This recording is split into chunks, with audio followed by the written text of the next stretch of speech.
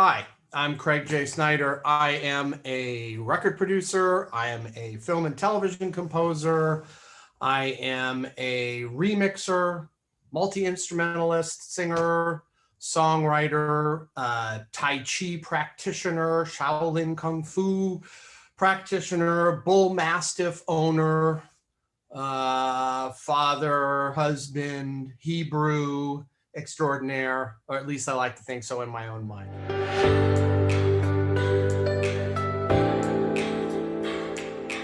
So I'd like to ask you the question that I ask everyone to start off this conversation, and then we will get right into a lot of that stuff from your introduction. Sure. What do you think people's first impression of you is? Um, the feedback that I get is I have a lot of energy, and I talk a lot, and but I listen well, and I'm very enthusiastic, and that I am definitely a glass half full person. I'm not a glass half empty person. I would imagine that the glass half full thing has to be very important with some of the things you described in your introduction that you Mm-hmm. do and are. Yep. But before we get into that, you Okay. talked about a lot of things that you do. Yes. What would you describe that you are? What do you embody? I embody creativity 110%. I live and breathe and eat creativity. That's what it is. You know, it's funny. My daughter in particular makes fun of me because she'll see me sitting in the corner, singing to myself, talking to myself. She's like, "What are you doing?" And I tell her that this is like my process. Like before I sit down with an instrument, or I sit in front of the computer, or I look at a picture of something I'm going to score or do anything related to creating something musically. Um, it starts up here. I'm hearing my own musical thoughts. So by the time I sit down to actually execute or do something, it's 90% there. And I may make a little adjustments as it comes out of my hands or my voice. But I write in I conceptualize in my head. I dream stuff. I'll wake up in the middle of the night. I got to like spit it into the phone so that I don't lose it. Sometimes I'll be walking down the street. I'll get an idea for a song, or I'll have a really challenging scene on something that I'm scoring, and I can't figure quite out where I want to go with it. And I've gotten a lot of different feedback from the people that are involved. So I'm a big exercise person. I train probably 2 to 3 hours a day, and as a way to counterbalance the other stuff. And so when I'm lifting, working out, doing Tai Chi, whatever, oh yeah, it will just write itself in that moment. The creativity and how things come to you and balancing that. Were you always that way? Yeah, yeah, absolutely. When I was little, always was drawing, was dancing, singing. At one time, my poor mother was ferrying me to 4 or 5 instrumental lessons a week. Bless her heart. And she had a full-time career as a therapist. That's a whole other story. And yeah. What And instruments do you play? well, at this point, it's primarily keyboard oriented instruments and guitar and voice. But at one time, I was also playing drums, and I was also playing trumpet in the orchestra, and I was taking classical guitar lessons as well. It's also fascinating. So you play all these instruments and you create all of these things in your head that you end up putting on paper. Mm-hmm. Are you writing lyrics or are you writing mostly melodies or both?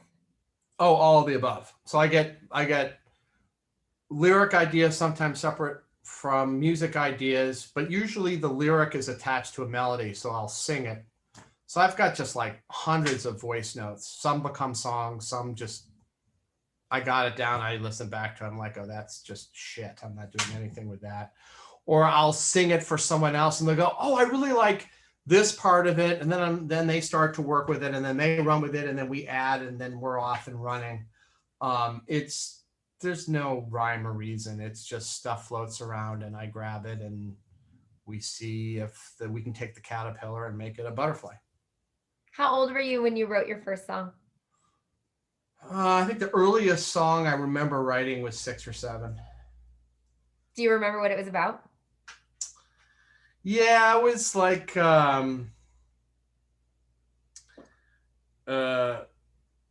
it was about like watching one of the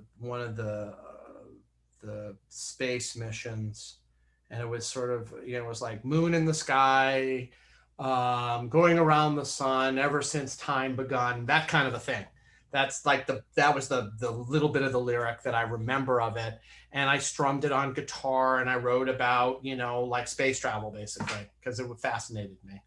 I'm just And having this total vision of you at 6 or 7 years old with your guitar, just like kicking around rocks in the backyard, yep, singing your songs. Like that's just like what I'm vibing on right now. yep, it was, that's it. Probably in my bedroom because I had a little reel-to-reel tape recorder that my dad gave me from like the early 60s. It was ancient but still worked, so I would record stuff in there on tape and listen back and try and recreate things that I heard badly. And yeah, I just always loved that, the whole process of, again, being creating something, creating a story, like telling stories, like hearing stories. That's what I love about songs. I like the story aspect of it. And the same applies to like when I'm working with film or picture or whatever you want to call it. It is media, I guess, in this at this stage of the game because it's all streaming. Um, Again, ultimately it's all about storytelling. And if I'm doing a club record, the idea is how do we take people on the journey with this Lady Gaga song that I'm remixing or something original that I've written. If I'm writing an original song with an artist, we'll sit down and I'll say, okay, so, like you just asked me, what is it about you that X, Y, or C, or this experience that you were talking about the other day? Let's drill down. Let's write a little bit about that, and then try and draw their story out. And while they're singing and writing lyrics, I'll sit at the keyboard and start playing some chords behind it and singing some ideas, and then we start going back and forth, and then they're writing more of their story. I'm like, great. So then, we kind of work from the story backwards and go, okay, so what's the tag to this? What's the theme to this story? And that can oftentimes become the chorus. And it just kind of comes together, these little vignettes. Yep. And I think stories are so important, and how you tell them, whether it's through music, like we're talking about, or through writing, or through what we're doing right now, this interview, and sharing your Yep. personal story. And Right. I think that that can only help create a greater respect for each other as individuals, and for, in your case, for your art and your craft. Tell me how you got from being the 6 or 7 year old in your room writing about circling the moon, Right. um, Right. to working with people that you work with now, on films and shows and big songs. Yeah. I I went to 20 years. I did the old school thing. That was the era that I came up in the 80s. And I went to decades of music schools, graduated conservatory. I went to Northwestern in Chicago, which is a great school and had a really good conservatory. And I was a classical piano and composition double major. And I thought I was going to conduct orchestras and write the next great symphony, or I was going to go on the road with a great jazz musician and pay my dues, working my way up in a career as a jazz pianist. Those are kind of the two things I was focused on at that time. And I was just working, doing everything that people do when they're just starting. I was playing little lounges until 3 a.m. with singers, and you're playing 6 hours a night, and it's all show tunes and jazz standards, and you really cut your teeth doing that, to weddings and bar mitzvahs and all the unsexy stuff. I wasn't a rock star coming out of school, and the farthest thing from it, I thought I was going to come out and light up the world, and I didn't. And then I got a call after a couple of years. I just got known as someone who could, at that time, if you could read music and you could do all the synthesizer stuff, which was still kind of developing, and computer stuff, you had something that was unique. And I owned a bunch of stuff. I had the gear as well. And I started a audition for tours, and someone called me and said, hey, We're doing this American Airlines industrial, and the keyboard player on this recording session no-showed, which every once in a while happens. And the assistant engineer was a friend of mine. He said, "Get your ass down here. I just vouched for you." We have a room full of like, it was like, I don't know, some Chicago symphony musicians. There were different levels of people that were doing the work at that time. And it was like the A team rhythm section. These were like all the best of the best musicians waiting to record, and they didn't have a piano player and a synthesizer player. And so I was like younger than everybody by a good 10, 15 years anyways. I show up, the producer says, "Hi, nice to meet you. Thank you so much for coming. This is 3 minutes long." And I'm like, oh my God, 3 minutes long is an eternity in recording. And he pulls out a chart, the music, and it's 6, 7 pages long. So it's like a accordion. And I open this thing up, and we call it fly shit if it's really dense music. So I literally had 5 minutes to just take in. I was going to have to sight read this huge long chart with people that do this 3-4 times a day. They're the best at what they do. And this is my literally my first time. It's like my audition. And it's such a small community that, you either make it or you don't. It's like sink or swim. It's like athletics, but worse. You have one shot to get in. So I sat down, I sussed it out. He said, "Ready?" Everybody's looking at me because they've been waiting because they got to get to their next gig. And everyone's like, "Can we just get this done? Because we got to go to our next project." And they hit it. And somehow by the skin of my teeth, I got through it. They let me go back and fix a couple little things, and I was out. And he's like, "Great." And then he just started hiring me. And then word got around that I could do this. And I got thrown into all this crazy stuff and with all these amazing musicians. And then it just grew from there. It was at that time, especially, it was a word of mouth community. And so I really cut my teeth in the industry, learning how to play on everything from, commercials during the day and some television and film stuff to, everybody's records. There was R&B stuff at the time, soul stuff, rock stuff, jazz, and you name it. I was just getting called to play on everything. I was working 7 days a week. So are you allowed to answer maybe what was your favorite project and maybe who was your favorite person to work with?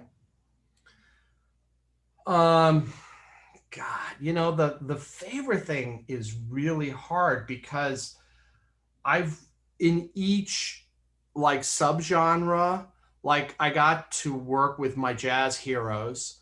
So pianists Chic Corea and Jarrett were two of my big heroes. I got to do master classes with them, and those were life-changing experiences.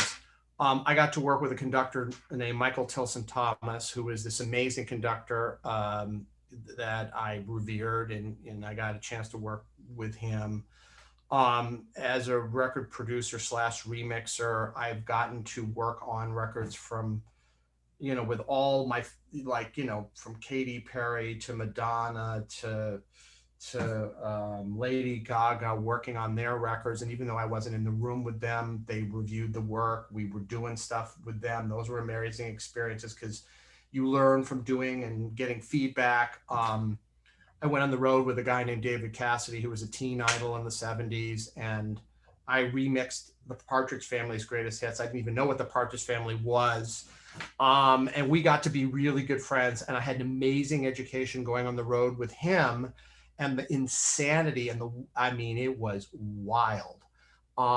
Experiences that I had traveling, here and abroad with him and recording with him and doing television and, sitting with him and Oprah, talking about, what's the best, barbecue in Chicago. That never would have happened. I would never be sitting in a room with Oprah and David Cassidy if it weren't for music. So with all the things you shared that you've done and worked on, what is something that would surprise people to know about you?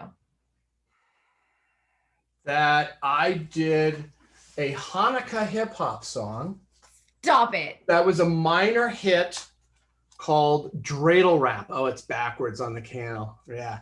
And if you Google Chicago Reader Dreidel Rap, Craig J., They did a whole art. Someone found this, that I had done this back in 1989. And it was like my Beastie Boys attempt at doing a Hanukkah rap song. I think everybody would be fair. I think it's safe to assume that would be a rather surprising discovery because it's so incongruous. But yes, that's something very strange that I did. I love that you've been able to, like you said, support yourself and continue to strive for greatness, doing something that you truly love and have truly been gifted with. Um, because you describe it as such a natural thing that you've done since you were small. And to me, that's a gift. And I And think that's a great word that you're using because it really is a gift. You know, if you are inclined to do something creatively or like what you're doing, right? You want to tell stories, for example. It's the same thing. You just have to have faith in what you are and who you are. It's a lifelong process of trying to accept yourself for who you are and channel that and not try and be like anyone else and not measure yourself. It's not a competition. And I have struggled with it just like anyone else that I know has struggled with that because you look around and, oh, this person has done this, or this has happened here, or this has happened there, and why am I here? Or maybe I'm not working this month, or maybe this happened. And then when I've had times when I've been just popping everywhere, and then I've had friends around me that have been like, oh man, you know, it's not happening for me. It's those times that you just have to have faith in that this is who you are, this is what you are. You have to stay true to yourself. You just have to stay the course and believe that, you know, it's one of my Tai Chi metaphors because I teach Tai Chi, that water finds its true path, and it always does. And when there's an obstacle, it finds its way, and it finds its way out, it finds its way in.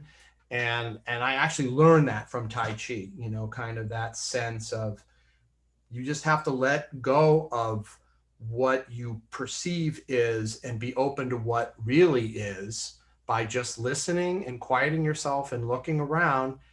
It's okay. And even when it's not okay, it's going to be okay, you know. And I'm long in the tooth at this point, and I still have to tell myself that every day, and it's never ending to the day I die. one of the things that I love that you said is staying present in the moment and what you take away from your Tai Chi. But as it relates to being okay with where you are today and not measuring yourself against other successes. And I think that people that do what you do, people that are starting in ventures like what I'm doing, you tend to want to go, well, how come that one song Right. was better than my song? Or how come that one episode was better than my episode? Or I really thought that was going to be a big hit and it didn't. And I really thought this interview would have 2,000 views by Tuesday and it didn't. But there's nothing wrong with it because the purpose that you're doing it is being fulfilled either way. And that's what's really important. And I can't thank you enough for sitting down with me today and sharing so much of your journey and so much of yourself and your personality and your passion that has come through in this conversation. I wish we had 2 hours. Um, but before we close out, I want to ask you if, as you are moving about Chicago, throughout the world, as Craig does, Yeah. if you had the opportunity to hold up a sign that says one thing about you, what would you want people to know about Craig? I think it's just been the mantra of this interview: to thine self be true.